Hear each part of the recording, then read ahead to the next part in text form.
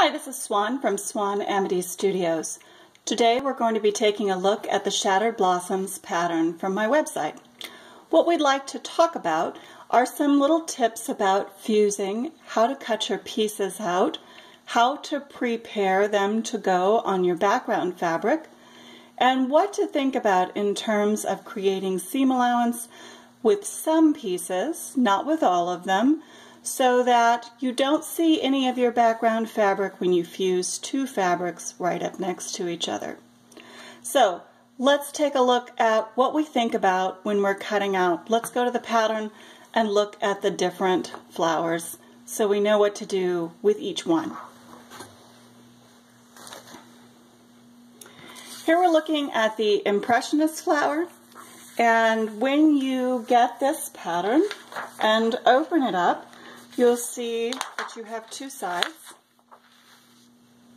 Notice that you can cut it out and give yourself a full layout pattern if you want to, but you're dealing in this case with the symmetrical pattern. And what that means is if you cut out this shape, whether you were to look at it from this side or to flip it over and see the reverse image of it, you would be looking at the same shape. That's true with this shape, and it's true with your circle in the center as well. So, although many patterns for fusibles require that you reverse, you notice in the instructions for this pattern that it does tell you that flowers 2 and 3 are symmetrically drawn, and if you don't wish to reverse them, there's no need to do that. We'll take a look at that. So, we're going to cut out these pieces for each quadrant 4 times, of course, and when you cut out pieces from your fusible, it's really nice to put the number of the piece so that you know where it's going to go in your pattern later. It's very easy to forget to do that when you trace onto your fusible, so go ahead and number. That gives you a really good indication of what you're up to next. Now when I cut out my fusible, take a look at all of these shapes. Just cut out a few to give you some examples. Notice that the lines are drawn for the shape, but then what I've done is cut out the fusible, whoops, we're out of the light there, so that we have plenty of room around the edge of the traced line. Now that's very helpful because when you fuse to a fabric with almost any fusible, you want to get the fusible to come all the way up to the edge of the line so that the piece has fusible all the way around. Fusible tends to shrink up just a little bit when it goes into the iron because it heats up and therefore it draws up. So if you cut out your pieces right on the line before you fuse, your fusible might not go all the way up to the edge of your fabric. So that can cause those little edges to flip up later. We don't want that to happen. So notice all 3 of our pieces have a little bit of extra fusible. It means that we didn't have to cut out right on the line to start with. Really nice. Makes it a little easier too. Now we're going to start by taking a look at where do we want to leave a little seam allowance and where do we want to cut out right on the line. Now with Shattered Blossoms, we're going to cut apart all of our blocks eventually. We're going to cut them apart in those quadrants so that what we see here is something we're going to cut out. And we're going to cut out in those 4 sections. That's what allows us to lay out the pattern with each one of the flowers having a quadrant in a different section of the pattern. That makes sense if you're looking at the picture on the front of the pattern. Now, to do that, it means that we need all of our pieces to fit, but we need to create some ways for them to overlap in some spaces without ruining our pattern so that we don't see our background fabric when we fuse to the background. So to start with, we know that because we're going to cut on the quadrant line, we can go ahead and cut right on those lines just like that, because those are going to be in the spaces that we cut later anyway. Okay? And what I tend to think of as the rule of thumb is that we have a pattern that radiates outwards here. We have an outside radius, we have an outside radius, we have another outside radius. those are all going to be little guidelines. So here we're going to cut right on the line for that outside radius, all the way around. If you're just a little bit off, don't worry about it. We're art quilting here, really. So there's a certain amount of leeway. But we're going to cut right on that line all the way around, because that's an outside radius. So if we're cutting on the line on an outside radius in order to make that fit right into that space, see that? Then we're going to leave seam allowance on the inside radius. See that? Little seam allowance there. Okay? So that piece number 1 would fit right in that space, just like it's drawn. Now, piece number 3, we're going to change the rules just a little bit, okay? We're going to stick with that outside radius rule. We cut right on the line. Right on the line. Outside radius. Now, we're going to, inside radius, stick with the rule. Leave a little seam allowance, okay? See that? Now, these sides are going to be in the middle of 2 other pieces. Now, in order to create some ability for them to overlap, we're going to leave a little seam allowance on both sides of piece number 3. I've got a really good reason for that. It's going to be the middle piece on every quadrant. So piece 3 in the first quadrant, piece 7 in the second quadrant. You're going to be looking at piece 11 in the third quadrant and piece 15 in the fourth quadrant. Seam allowance on 3 sides, both sides and the bottom. That was the inside radius, outside radius, no seam allowance. Okay, so that's going to fit right in that space there. See how when we begin to flip these over, ta-da, that fits in the space. And when I flip that one over, it'll be a little large, but that's good, because see how it's going to overlap the first piece. Now when we put pieces number 2 and 4 on, remember we stick with that outside radius rule. We're going to cut right on the line. Inside radius rule stays the same.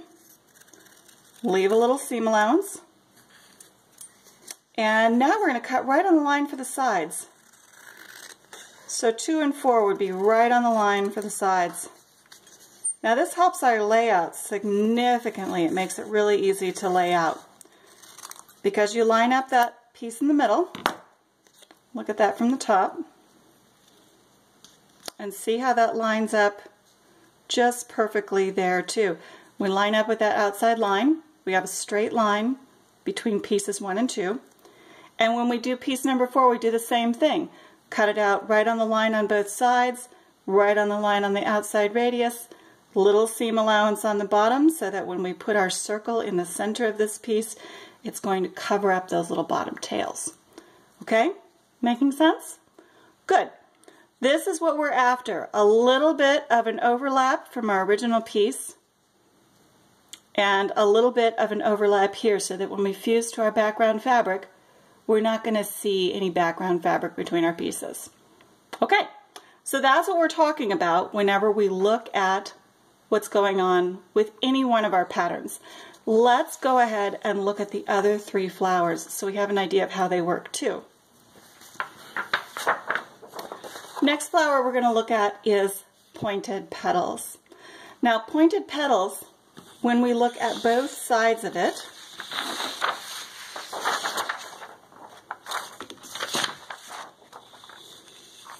is a flower that whirls around and over back on top of itself. Okay, so it's just a whirling, overlapping petal.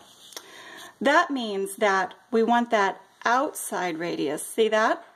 We want to cut that right on the line when we cut it out with our fusible fuse to the fabric. Right on the line. See how that's an outside radius? Convex curve. Convex curve.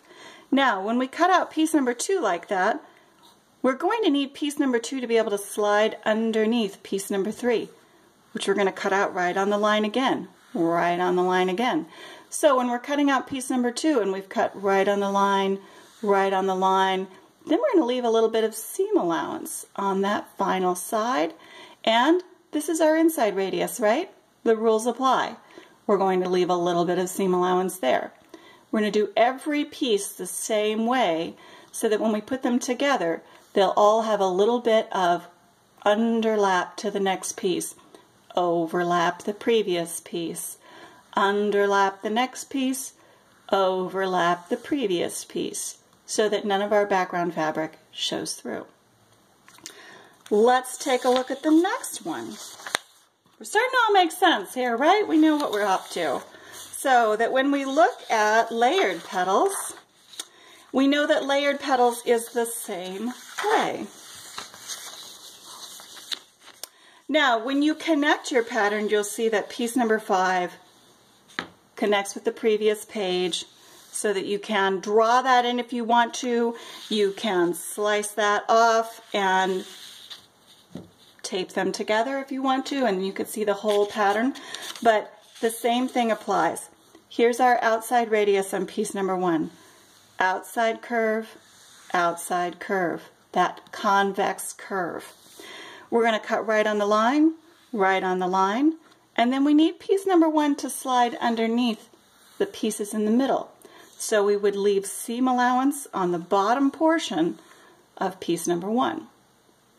When we look at the next piece, and in the case of layered petals, we've got 1, 2, and then 3 and 4 because they're the ones that are going to be underneath the most other things. Now you'll notice on the pattern that there's this one that has no number. Well, that's really fun. Sometimes when we do our printing, we make a little mistake. So you will be able to see that that should be piece number 6. So if you want to fill in the empty space, that would be piece number 6. So 5 and 6, 7 and 8 are going to be done the same way as well. Outside radius, we cut right on the line. We leave seam allowance on the inside edges, inside radius. 9, 10, 11, and 12, same thing. Outside radius, we cut right on the line. Inside radius, we leave a little seam allowance so we can tuck underneath that center circle. Easy peasy, we're on board now. Taking a look at the last flower, Modern Petals, is your super simple, easy peasy one, because notice there's no overlapping and underlapping for the most part. So you're going to cut things right out, right on the line if you want to, and then you're going to just leave a little seam allowance on the point so you can poke it underneath your center circle. Now, you may say to yourself, well, I've gotten really used to not wanting to reverse. I don't want to do that anymore. How do I get out of reversing with this one?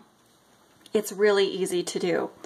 Simply say, if I cut this petal out exactly as it is without reversing the image, without looking at it from the other side, then that point is going to head off the corner of my block.